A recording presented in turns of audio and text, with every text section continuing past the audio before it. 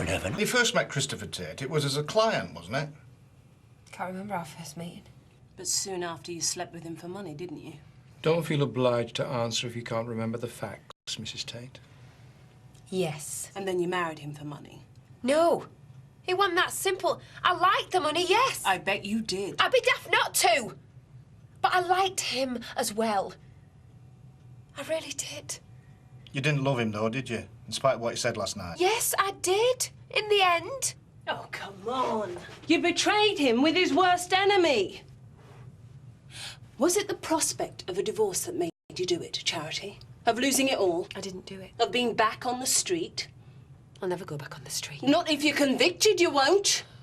Admit it. You married him for money, and it was for money... No, I didn't do it right! I didn't!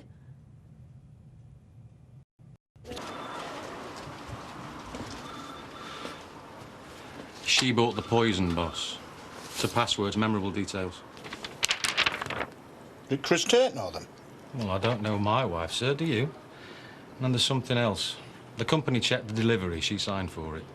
And forensics have identified a fragment in the fire. Poison handled with care, to be precise.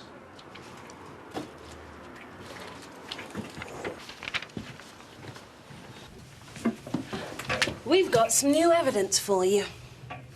Oh? The poison was bought with Chris's credit cards on the company computers, but it was you who logged on. No. Your details, your You password. must have used mine. Plus, we know it was you who signed for the package. Him in drag, was it? I signed for something. I don't know what it was. It was... We found evidence of a fire in the grounds of the house, Charity. You tried to destroy the packaging, didn't you? No, I don't know nothing about no fire. It's starting to look like rather a lot, Mrs. Tate. Found next to the body. Plenty of motive. Your fingerprints on the glass. Your password that bought the poison. Your signature on delivery. The bonfire. Traces of poison in your car. Attempting to sell the car on. I'd say we've got enough to charge you with, wouldn't you?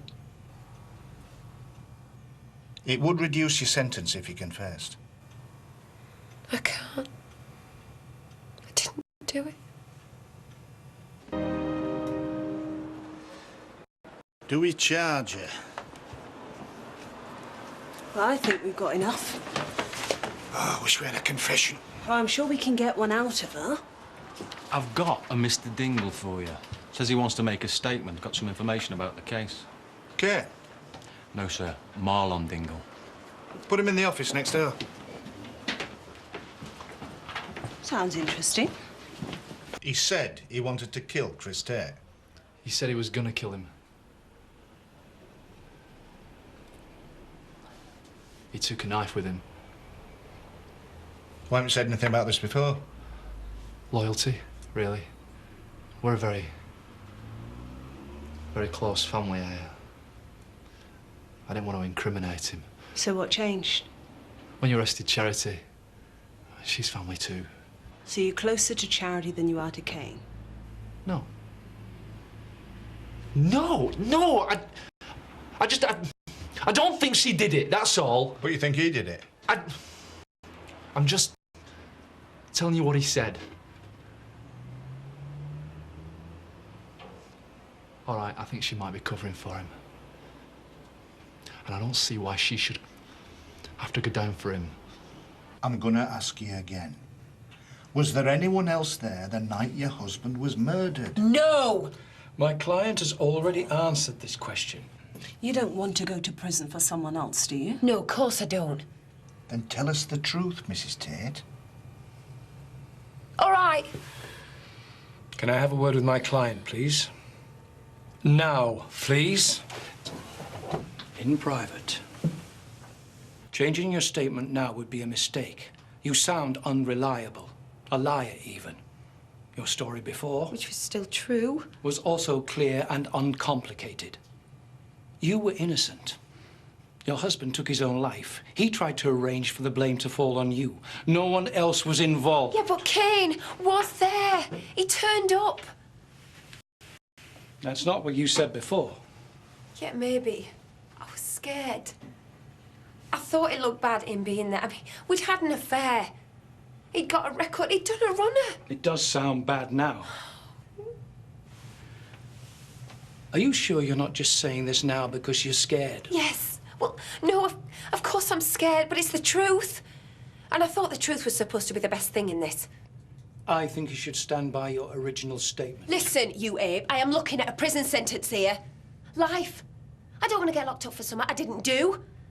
And I've got a daughter. What is she going to do without me? I think you should trust my judgment in this, Mrs. Tate. I think they already know he was there. I bet they've got his fingerprints.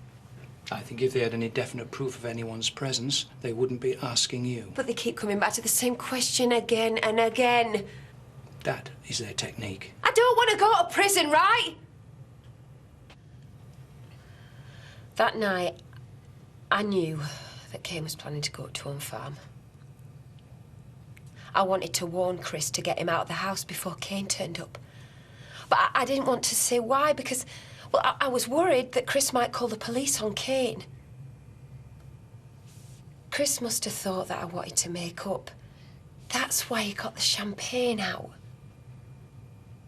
But it turned into a row because I kept trying to shove Chris out and he didn't know why. I guess that must have been when he phoned the police about me. Then Cain turned up. He must have had the poison with him. He made me buy it. I didn't want to, but he made me. He had my arm twisted up my back when I was on the computer. Well, he often hurt me. I've been to the police about him before with Chris, but dropped the charges. Because you see, Cain threatened me. I'm terrified of him. Anyway, it turned into an even bigger row. Cain must have slipped the poison into Chris's glass when neither of us were looking. Because when I saw Chris dying, I guess what had happened. Cain wanted me to do a runner, but I wouldn't go with him. I didn't want to leave Chris. I heard Cain run into the office. I don't know why. And then I heard him leave. And I was phoning the ambulance when you lot arrived. That's it.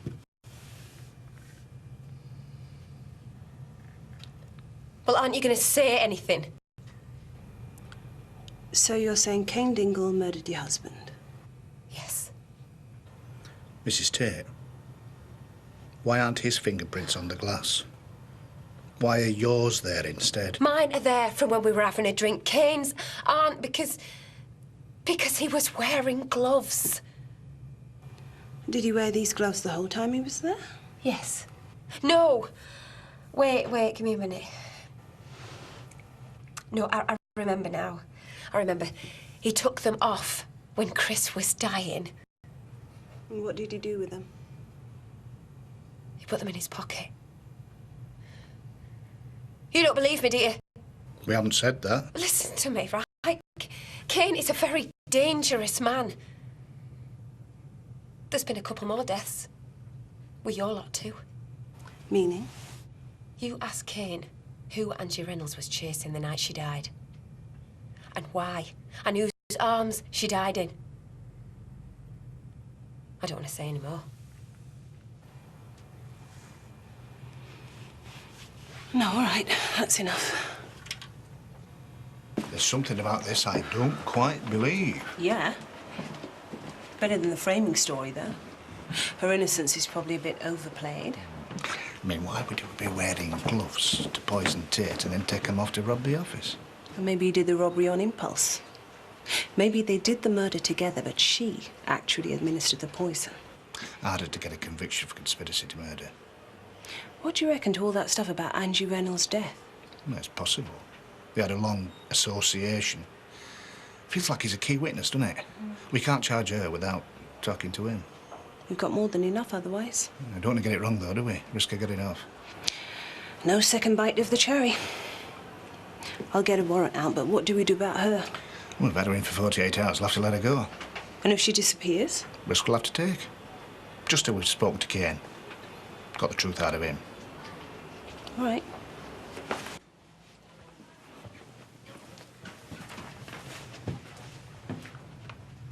All right, Mrs. Tate, you can go. Pending further inquiries. We're going to look for Loverboy, see whether he backs up your story or not. Once we've spoken to him, we'll need to speak to you again. Won't we? Yeah, suppose so. So don't go too far, will you?